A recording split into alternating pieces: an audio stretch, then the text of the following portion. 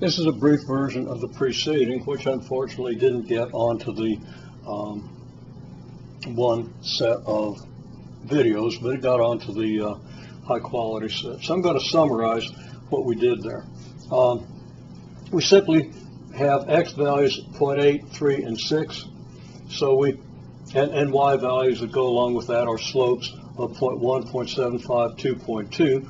We just graphed the corresponding points here and connected it with a nice smooth curve. Another thing I'll point out is that I said originally I had this labeled as y factor 2.5, the white graph, and the orange graph labeled as y factor 6, and I had those reversed, so I corrected those in the preceding video. Okay, so we get this graph. Now you should, if you haven't already done it, do the graph corresponding to this information. Okay, now you should pause the video and do that without really looking at much of anything else, but here it is.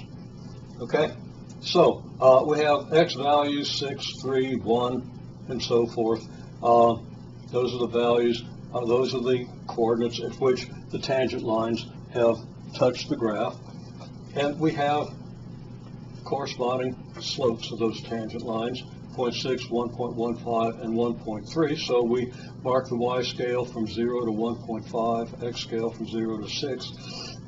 We locate the points, and on both of the graphs I'm asserting without proving, and you might think of how to prove it, that both this graph and this graph will go through the origin, the point 0, 0. So I've included the point 0, 0 as well as the 3 points we get from the table.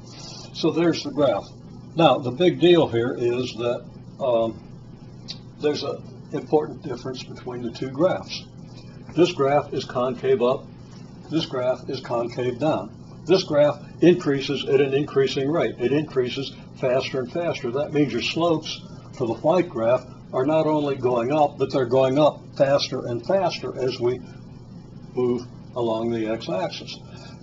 Whereas here, the slopes are certainly increasing, get steeper and steeper and steeper, but increasing at a decreasing rate. They're increasing less and less quickly. So this graph then is increasing at a decreasing rate, and it's therefore what we call concave down. So that it appears, and it's not too hard to understand why that is. We have the lesser y factor here. That's going to drive the slopes upward more slowly than if we have a greater y factor. So we get the concave down behavior when the y factor is 2.5. We get the concave up behavior when the y factor is 6. We should be able to conjecture something here. Think about what you could conjecture.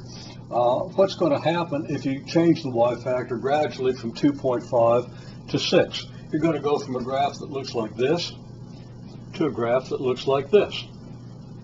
Okay, so the slope of the tangent line, the graph of the slope of the tangent line will go from concave down to concave up.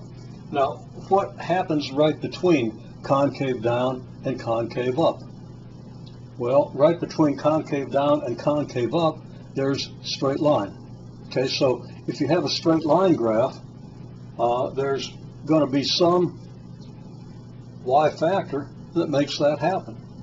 And what would that y factor be? Can we investigate and find the y factor that gives us a straight line graph when we do slope versus position of the tangent line, slope of the tangent line versus the position of tangency?